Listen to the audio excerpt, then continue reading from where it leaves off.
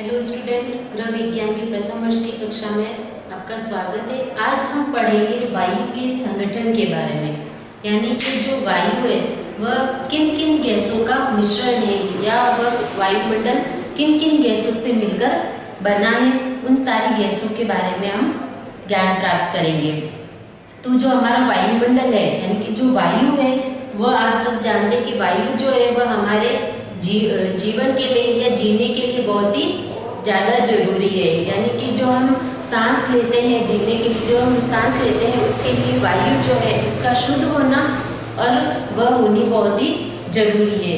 तो ये जो वायु है हमारे चारों तरफ का जो वायुमंडल है वह कई गैसों से मिलकर बना हुआ है, जैसे कि oxygen, carbon dioxide, nitrogen, ozone. इसके अलावा अन्य कई तरह की जो गैसें होती है, हाइड्रोजन हुई, ये सारी गैसें मिलकर क्या करती है, हमारा वायुमंडल तैयार करती है, या हम कह सकते हैं कि वायु का संगठन करती है। इन सारी गैसों से मिलकर ही हमारे वायुमंडल तैयार होता है। अब इनमें कौन सी गैसें कितनी मात्रा में है और उसका हमारे जीवन में क्या उपयोग है, यह हम पढ़ेंगे। ये जो है ये हमारा वायुमंडल है।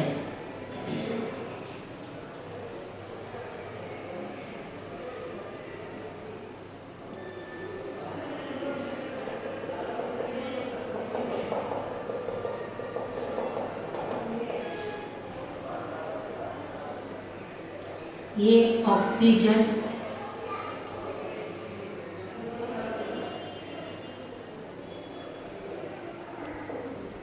नाइट्रोजन भाग है, ये है आपकी हाइड्रोजन, ओजोन व अन्य प्रकार की अन्य गैसें। ठीक है, और ये जो लास्ट बची है हाइड्रोजन, ओजोन हो गई, ऑक्सीजन हो गई, नाइट्रोजन हो गई, और इसके बाद कौन सी बचती है हमारी, कार्बन डाइऑक्साइड।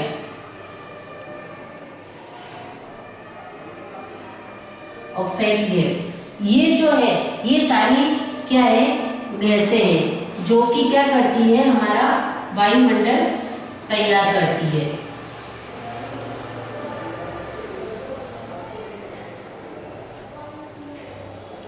ठीक है, ये है जो हमारा वायुमंडल तैयार करती है। इन सारी गैसों से मिलकर हमारा ये जो है पूरा क्या है, वायुमंडल है, जिसमें ये सभी प्रकार की गैसें उपस्थित है। जिसमें सबसे ज्यादा जो हम कहे सबसे ज्यादा मात्रा में कौन सी गैस उपस्थित है, नाइट्रोजन। यानी कि हमारे वायुमंडल का 78.08% जो प्रतिशत है वह किसका है, नाइट्रोजन गैस का। यानी कि हमारे वायुमंडल में जो सबसे ज्यादा अत्यधिक मात्रा में जो गैस है वह कौन सी है, नाइट्रोजन गैस, जो कितनी प्रतिशत है, 78। यानी पूरे वायुमंडल का गैसों का जो संपूर्ण भाग है उसका 78.08 जो परसेंट है वह नाइट्रोजन गैस पाई जाती है। फिर सेकंड आती है ऑक्सीजन गैस, यानी कि जो पूरे वायुमंडल की जो ऑक्सीजन गैस है वह है 20.95%। ये जो है वह यानी कि पूरे वायुमंडल की 20.95% जो गैस है वह कौन सी गैस पाई जाती है, ऑक्सीजन गैस पाई जाती है। उसके बाद आती है हमारी कार्बन डाइऑक्साइड, 0.03% जो है वह क्या है, कार्बन डाइऑक्साइड गैस पाई जाती है वायुमंडल में। और सबसे लास्ट में आती है हाइड्रोजन, ओजोन और अन्य प्रकार की जो गैसें हैं वह कितनी होती है, 0.94%। इतनी 0.94% जो है वह हाइड्रोजन, ओजोन और अन्य प्रकार की जो गैसें हैं वह पाई जाती है। यानी कि हमारा पूरा जो वायुमंडल में है उसमें सबसे कम मात्रा में कौन होती है, हाइड्रोजन, ओजोन और अन्य प्रकार की गैसें, और सबसे अधिक मात्रा में कौन सी होती है, नाइट्रोजन गैस। जबकि नाइट्रोजन जो गैस है वह ज्यादा उपयोगी नहीं होती है। लेकिन जो हाइड्रोजन गैस है इसकी मात्रा को कम करने या इसके प्रभाव को कम करने के लिए जो है वह नाइट्रोजन गैस जरूरी होती है। यानी कि जो ऑक्सीजन जो गैस होती है वे क्या होती है, ज्वलनशील होती है, यानी यह पदार्थों को जलाने में मदद करती है। अगर नाइट्रोजन गैस का प्रभाव कम हो जाए या नाइट्रोजन गैस की मात्रा कम हो जाए तो यह क्या होगा, ऑक्सीजन का जो प्रभाव है, ज्वलनशीलता का जो प्रभाव है वह क्या हो जाएगा, अत्यधिक हो जाएगा और जिससे कि सारी चीजें जलनी शुरू हो जाएगी। तो उसके प्रभाव को कम करने के लिए कौन सी गैस काम में ली जाती है, नाइट्रोजन गैस काम में ली जाती है। तो इसके प्रभाव के कारण, इसकी मात्रा अत्यधिक होने के कारण क्या होता है, ऑक्सीजन का जो प्रभाव है ज्वलनशीलता का वह क्या हो जाता है, कम हो जाता है। उसकी वजह से वायुमंडल में इसका प्रभाव दिखाई नहीं देता।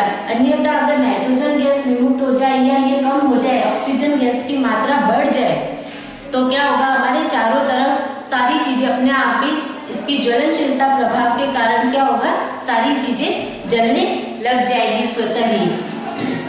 कार्बन डाइऑक्साइड जो है, हम जानते हैं कि कार्बन डाइऑक्साइड गैस किस लिए काम में आती है, हम जो ऑक्सीजन लेते हैं उसके बदले में क्या छोड़ते हैं, कार्बन डाइऑक्साइड छोड़ते हैं और वही कार्बन डाइऑक्साइड कौन ग्रहण करता है, पेड़ पौधे ग्रहण करते हैं। यानी कि कार्बन डाइऑक्साइड पेड़ों के द्वारा ली जाती है। हमारे द्वारा जो कार्बन डाइऑक्साइड छोड़ते हैं वह पेड़ों के द्वारा ली जाती है और उस प्रकाश संश्लेषण की प्रक्रिया के दौरान इस कार्बन डाइऑक्साइड का क्या किया जाता है, यूज किया जाता है और बदले में हमको क्या दी जाती है, ऑक्सीजन गैस दी जाती है, जिससे कि हम श्वसन क्रिया आसानी से कर सकते हैं। तो ये जो कार्बन डाइऑक्साइड गैस जो होती है वह किस लिए काम में आती है, प्रकाश संश्लेषण की क्रिया में उपयोग में आती है। फिर आती है हाइड्रोजन, ओजोन और अन्य प्रकार की गैसें। ओजोन जो गैस है वह क्या है, वायुमंडल की सबसे छोटी कम मात्रा में गैस होती है। यह गैस की मात्रा बहुत ही कम होती है, इनका ज्यादा उपयोग नहीं किया जाता है वायुमंडल में। तो इस तरीके से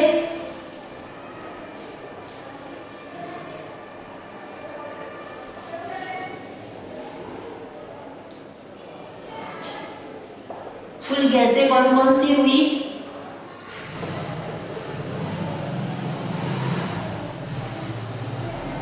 ऑक्सीजन गैस, सेकेंड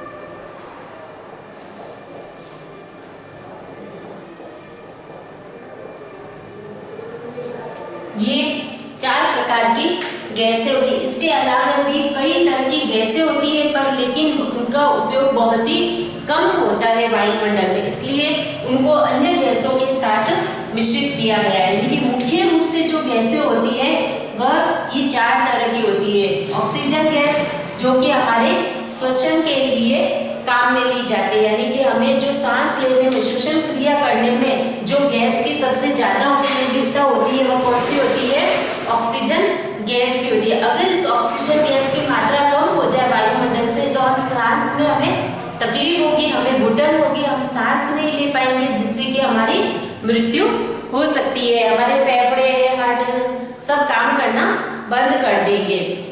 तो ऑक्सीजन की, वायुमंडल में ऑक्सीजन की मात्रा होना जरूरी है, वह भी जो हमारे जितना हमें जरूरत है उतनी मात्रा होनी जरूरी है। अन्यथा क्या होगा, हमें ऑक्सीजन नहीं मिल पाएगी और हम सांस नहीं ले पाएंगे। इसलिए जो ऑक्सीजन की मात्रा है वो होना, और इसकी जो मात्रा है न ज्यादा अत्यधिक भी नहीं होनी चाहिए। जिस तरीके से मैंने बताया कि जितनी हमें आवश्यकता है गैसों की उतनी ही मात्रा होनी चाहिए, उससे अत्यधिक या तो कम या उससे अधिक होने से दोनों तरफ से हमें नुकसान पहुंचता है। जिस तरीके से ऑक्सीजन की मात्रा कम होने से हमें सांस लेने में तकलीफ हो सकती है, उसी तरीके से अगर ऑक्सीजन गैस की मात्रा अगर बढ़ जाए वायुमंडल में तो क्या होगा, इसकी जो ज्वलनशीलता का जो इसका प्रभाव है वह क्या हो जाएगा, बढ़ जाएगा। यानी कि स्वतः ही सारी चीजें क्या होगी, इसके संपर्क में आने से जलना शुरू हो जाएगी। तो ऑक्सीजन गैस का जो प्रभाव है उसको बनाए रखने या उसकी मात्रा क्या होनी चाहिए, वायुमंडल में बराबर होनी चाहिए, ताकि हमें किसी प्रकार की हानि या नुकसान ना पहुंच सके। फिर आता है सेकंड, नाइट्रोजन गैस।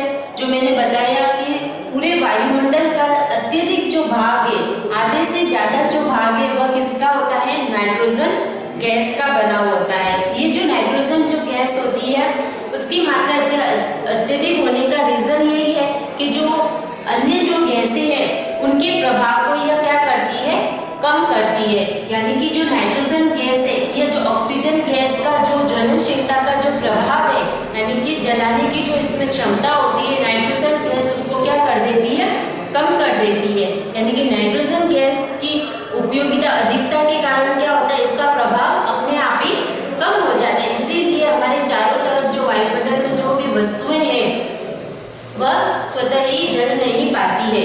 किस कारण, नाइट्रोजन गैस के कारण। फिर अगला आता है carbon dioxide gas. Carbon dioxide जो कि प्रकाश संश्लेषण की क्रिया में उपयोगी होता है। प्रकाश संश्लेषण की क्रिया में जो गैस सबसे अत्यधिक उपयोग में ली जाती है वह होती है कार्बन डाइऑक्साइड की। अब प्रकाश संश्लेषण की क्रिया के द्वारा हमें कौन सी गैस प्राप्त होती है, ऑक्सीजन गैस। जब कार्बन डाइऑक्साइड गैस वायुमंडल में उपस्थित होगी ही नहीं तो प्रकाश संश्लेषण की क्रिया पेड़ पौधे नहीं कर पाएंगे, और प्रकाश संश्लेषण की क्रिया पेड़ पौधे नहीं कर पाएंगे तो हमें ऑक्सीजन गैस प्राप्त नहीं हो पाएगी, जिससे कि हम श्वसन क्रिया नहीं कर पाएंगे। तो इसलिए कार्बन डाइऑक्साइड की मात्रा भी होनी जरूरी है। लेकिन ये जो मात्रा है, देखो मैंने यहाँ पे बताया आपको चित्र में कि इसकी मात्रा क्या होती है, कम होती है, 0.03% होती है। क्यों? क्योंकि अगर इसकी अत्यधिक मात्रा हो जाएगी तो ऑक्सीजन की मात्रा क्या हो जाएगी, कम हो जाएगी, जिसकी वजह से हमें सांस लेने में तकलीफ हो सकती है, यानी कि श्वसन क्रिया में इसका इफेक्ट बढ़ सकता है। इसलिए कार्बन डाइऑक्साइड की मात्रा कम होती है। फिर आती है ओजोन, हाइड्रोजन और अन्य गैसें। हमारे चारों तरफ का जो आर्द्रता का जो वातावरण होता है, यानी कि नमी का जो कारण होता है, उसको कम करने के लिए क्या होती है, ओजोन, हाइड्रोजन और अन्य गैसें होती है, जो कि हमारे शरीर के संपर्क में आकर हमारे तापमान को क्या करती है, नियंत्रित बनाए रखती है। यानी कि शरीर में जो हमारा पसीना होता है वह वायुमंडल की हवाओं के साथ क्या होता है, सूखता जाता है, जिससे कि हमें गर्मी कम लगती है। तो उसके लिए जो गैसें डिपेंड होती है वो होती है ओजोन और हाइड्रोजन और अन्य प्रकार की गैसें।